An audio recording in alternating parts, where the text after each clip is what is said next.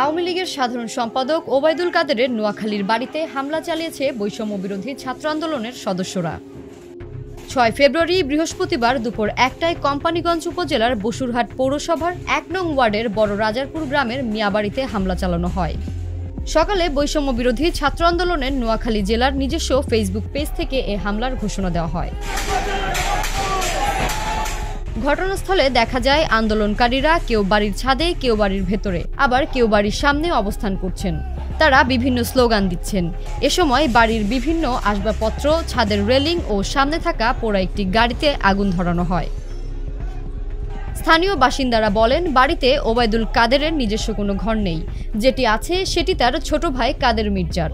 সামাজিক যোগাযোগ মাধ্যমে ঘোষণা দিয়েছিল বেলা ১১টায় হামলা করা হবে, তাই সকাল থেকে সাংবাদিকরা বাড়ির সামনেই অবস্থান করেন। বিভিন্ন স্থান থেকে উৎসুক জনতা বাড়িটি দেখতে আসেন।